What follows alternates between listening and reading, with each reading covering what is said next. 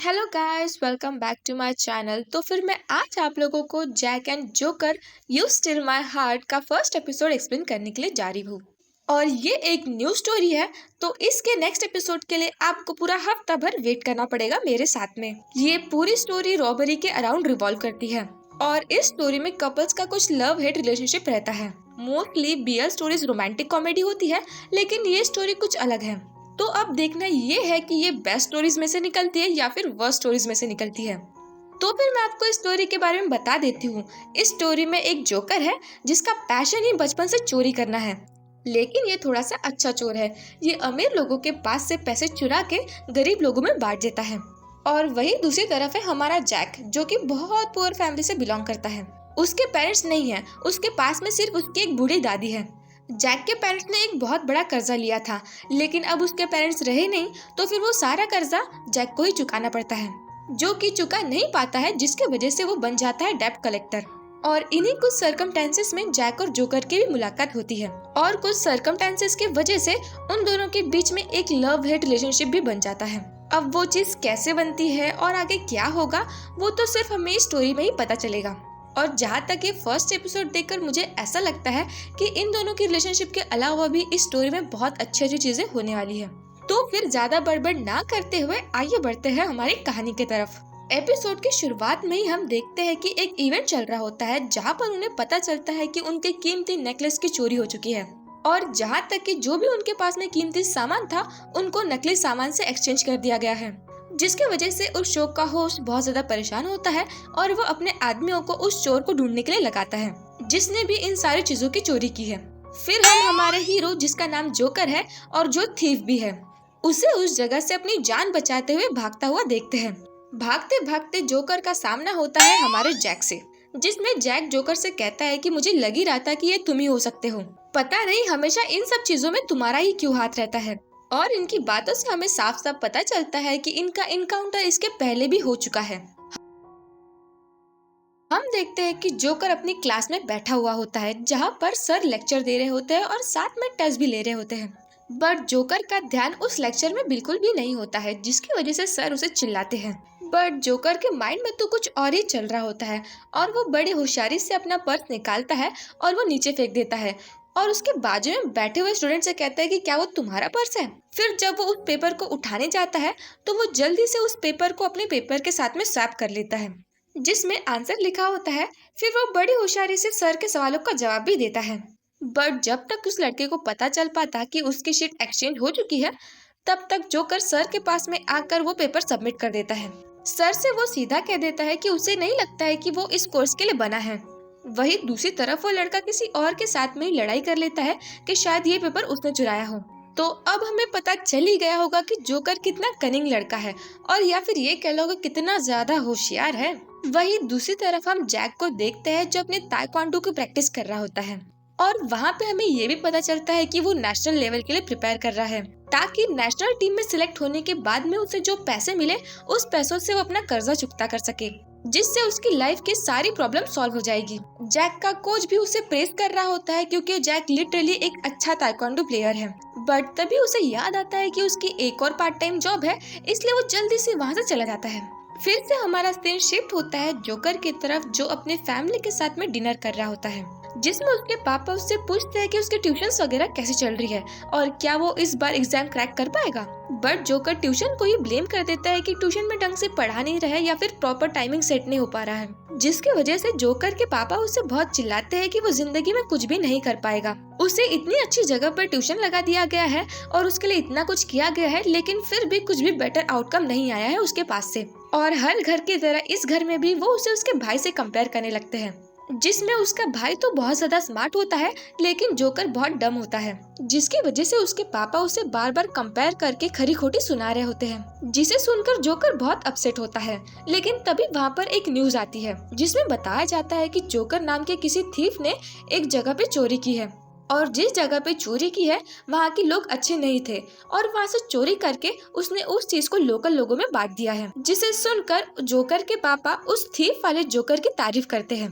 फिर हम देख पाते हैं कि हमारे ये वाले जोकर को ये कॉम्प्लीमेंट सुनकर मन ही मन एक सेटिस्फेक्शन होता है। फिर हम उसे अलमारी में एक फोटो चिपकाते हुए देखते हैं, जिसके बारे में फिलहाल तो हमें कुछ भी नहीं पता है। वही दूसरी तरफ हम जैक को देखते हैं, जो अपने ताइक्वांडो क्लासेस में होता है, जहाँ पे उसके दोस्त को फाइटिंग में बुरी तरीके से मार पड़ी होती है। बट एक्चुअली में जो अपोनेंट होता है कार्बन, वो फेयरली गेम नहीं खेलता। यूँ कह लो कि वो बस दूसरों पे अपना गुस्सा निकाल रहा है, ना कि गेम खेल रहा है। जिसे देखने के बाद में वो कार्बन से कहता है कि तुम इस तरीके से लड़ाई नहीं करनी चाहिए, और अगर लड़ना ही है तो फिर तुम अपने लेवल के लोगों से लड़ो। और लेवल की बात सुनकर वो जोर से हंसने लगता है और वो जैक को ये चैलेंज करता है कि तुम क्यों नहीं लड़ लेते मेरे साथ में, जिसकी वजह से जैक और कार्बन के बीच में ताइक्वांडो फाइटिंग होने लगती है। वो दोनों ही एक दूसरे को टीज करने लगते हैं कि कैसे वो दोनों एकदम बेकार फाइटर है। जैक तो बहुत अच्छे तरीके से लड़ता है, लेकिन कार्बन उस पर हावी पड़ जाता है और वो जैक को बहुत बुरी तरीके से सफोकेट करता है। लेकिन तभी वहाँ पर कोच आ जाते हैं, जिसकी वजह से वो उसे छोड़ देता है। फिर वो जैक को चिढ़ाते हुए कहता है कि तुम मुझे कभी भी हरा नहीं पाओगे, क्योंकि तुम्हारा फैमिली बैकग्राउंड मेरे फैमिली बैकग्राउंड जैसा नहीं है ना। मेरी फैमिली ने तो मुझे बचपन से सपोर्ट किया है और ताइक्वांडो सिखाया है, और तुम्हारी फैमिली का तो कुछ अता पता भी नहीं है।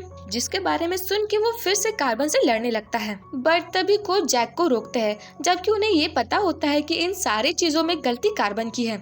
और यहाँ तक कि वो कार्बन से माफी भी मांगते हैं, क्योंकि कार्बन के पेरेंट्स इस जगह को चलाने के लिए पैसे डोनेट करते हैं।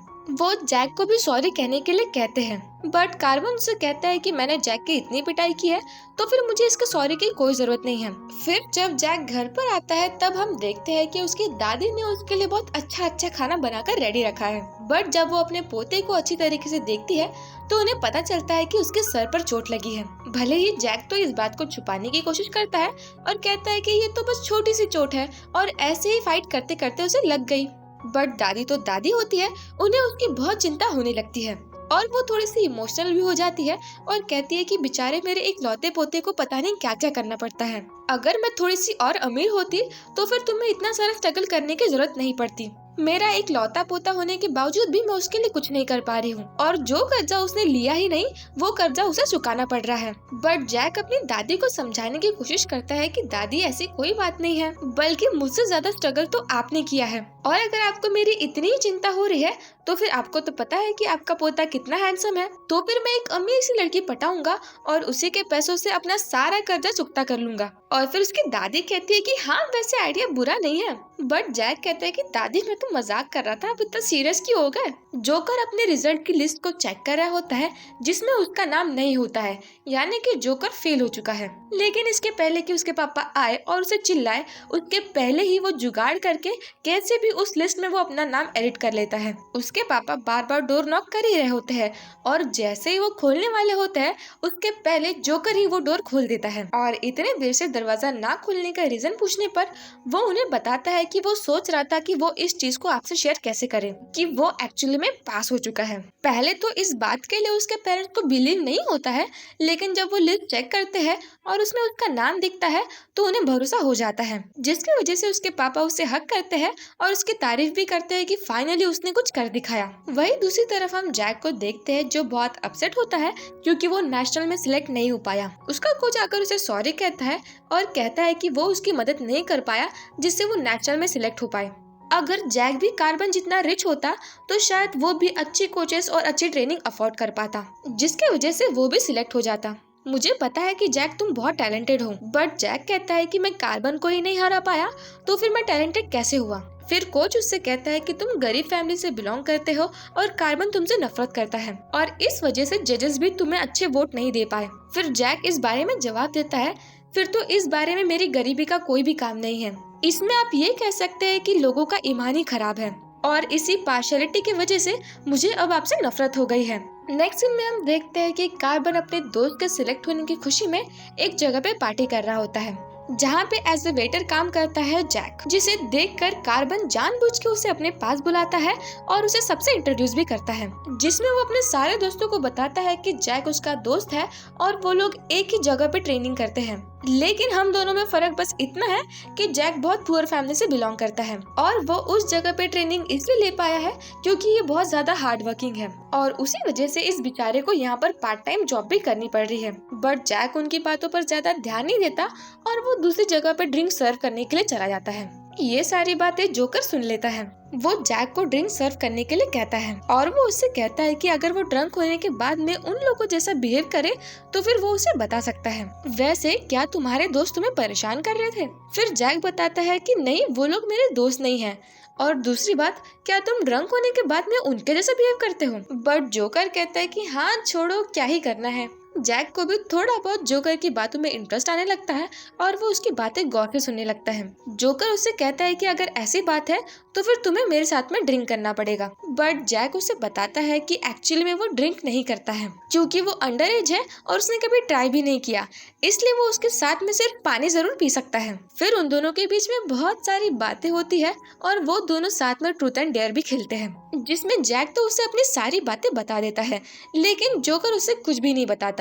और ट्रूथ एंड डेयर में भी वो हमेशा डेयर ही चूज करता है, लेकिन जैक के कहने पर उसे इस बार ट्रूथ चूज करना पड़ता है, जिसमें वो उसे बताता है कि कैसे उसने एक मेडिकल एग्जाम दिया था लेकिन उसके पेरेंट्स से डिसअपॉइंट ना हो इस वजह से उसने अपने पेरेंट्स से झूठ कह दिया कि वो उस एग्जाम में पास हो गया है और अब उसके पेरेंट्स उसके साथ में ज्यादा ही अच्छे से बिहेव कर रहे हैं, जिसकी वजह से उसे बिल्कुल अच्छा नहीं लग रहा है। वो एक ऐसी खुद की बनाई हुई जिंदगी जी रहा है जिसमें उसके अलावा कोई भी नहीं है। लेकिन फिर जैक उससे कहता है कि अब तुमने ये चीज मुझसे शेयर कर दी है, इसका मतलब ये सीक्रेट तो मुझे भी पता चल गया है और अब मैं भी तुम्हारी दुनिया का हिस्सा बन चुका हूँ और तुम टेंशन मत लो, सब ठीक हो जाएगा और तुम्हारी लाइफ में भी एक ऐसा पॉइंट आएगा जहाँ पर तुम्हें कुछ भी झूठ बोलने की जरूरत नहीं पड़ेगी और बिना झूठ के सहारे भी लोग तुम्हें पसंद करने लगेंगे।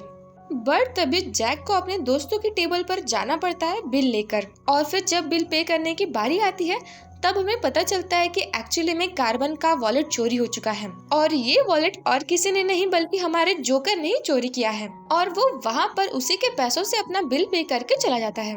जब जोकर आराम से घर जा रहा होता है तब हम देखते हैं कि एक लड़की भागते हुए जोकर के पास में आती है और उससे कहती है कि कुछ गुंडे उसका पीछा कर रहे हैं। वो उस लड़की को किडनैप करना चाहते थे जिसके लिए वो जोकर उसकी मदद करता है और वो उन गुंडों से कहता है कि उस लड़की को हाथ लगाने से पहले तुमको मेरी डेड बॉडी के ऊपर से जाना पड़ेगा।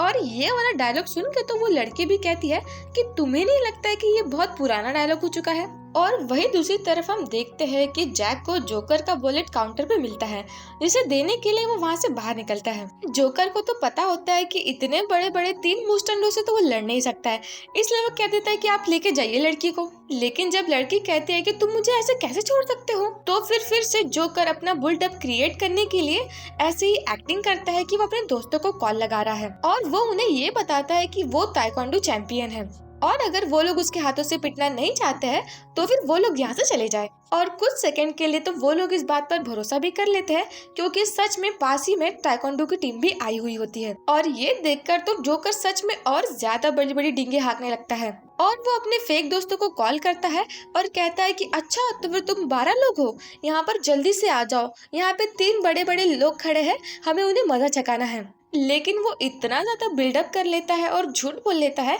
कि उसकी चोरी पकड़ी जाती है, जिसकी वजह से जोकर उस लड़की से कहता है कि मुझे लगता है कि अब अपन पकड़े गए हैं, इससे जब मैं 3 बोलूंगा ना तब अपन दोनों साथ में भागेंगे। लेकिन वो लड़की होती है कि एक बोलने पर ही भाग जाती है और बेचारा हमारा जोकर वहाँ पे फंस जाता है। 2 आदमी उस लड़की का पीछा करते हैं और एक बड़ा सा मुशंडा जोकर के पीछे पड़ जाता है। जब वो लोग उस लड़की को पकड़ने वाले होते हैं तब एंट्री होती है हमारे जैक की और वो उन गुंडों को अपनी ताइक्वांडो स्किल से बहुत मारता है और जैक को देखकर लड़की का हाल तो ऐसा हो जाता है कि पहली नजर में कैसा जादू कर दिया, तेरा बन बैठा है मेरा जिया। लेकिन जैक उसमें बिल्कुल भी इंटरेस्टेड नहीं है और वो सीधा जाता है अपने जोकर को बचाने के लिए, जो अभी बुरी तरीके से पिटने वाला होता है, लेकिन जैक के आने की वजह से वो बच जाता है। और इसी दौरान जैक को सर पे चोट भी लगती है, लेकिन वो कैसे भी करके उस गुंडे को हरा देता है। फिर वो जोकर से उसके बारे में पूछता है कि कहीं उसे चोट तो नहीं लगी, क्या वो ठीक तो है ना। लेकिन ये लड़की खुद ही बीच बीच में कूद कूद कर जवाब देने लगती है कि हाँ वो ठीक है। लेकिन फिर से हमारा जैक उसे इग्नोर करते हुए हमारे जोकर पर ही ध्यान देता है। फिर जोकर उसे मजाक में कहता है कि वैसे जो मैंने फाइटिंग की वो कूल तो थी ना। फिर जैक उसे जवाब देता है कि फाइटिंग का तो पता नहीं, लेकिन तुम्हारी ब्रेवरी बहुत कूल थी। लेकिन कोशिश करना कि तुम दोबारा ऐसे लफड़ों में ना पड़ो जिससे तुम्हें चोट लग जाए। और फिर वो लोग ऐसे ही रास्ते से जा रहे होते हैं और वो लड़की खुद ही अपने आप में बड़बड़ कर रही होती है कि कैसे वो रिच फैमिली से बिलोंग करती है। वो कभी भी बिगेर सिक्योरिटी गार्ड के बाहर नहीं निकली है, लेकिन इस बार उसे दुनिया देखने का बहुत शौक था, इस वजह से वो बिगेर गार्ड के बाहर निकल गई, जिसके वजह से वो किडनैपर्स उसके पीछे पड़ गए ताकि वो उसके पापा से पैसे ले सके। बट ये दोनों होते हैं कि ये लोग तो अपनी ही दुनिया में मस्त है और ये लोग इसकी कोई भी बात नहीं सुनते हैं। और फिर जब वो उनसे पूछती है कि क्या तुम मेरी बात सुन भी रहे हो, तो फिर वो लोग ऐसे ही हाँ में जवाब दे देते हैं। फिर तभी जैक को याद आता है कि वो एक्चुअली में जोकर का पर्स लौटाने के लिए आया था और वो उसे ये भी बताता है कि उसने उसके पर्स में झांककर बिल्कुल भी नहीं देखा है। फिर वो लड़की जैक से कहती है कि वैसे तुम मुझसे मेरा नंबर मांग सकते हो ताकि मैं तुम्हारी कभी मदद कर पाऊँ, या फिर तुम्हें मुझसे कुछ बात करनी हो तो फिर तुम कर सकते हो। फिर जैक कहता है कि अच्छा तो फिर तुम ये चाहती हो कि मैं तुमसे तुम्हारे नंबर मांगू,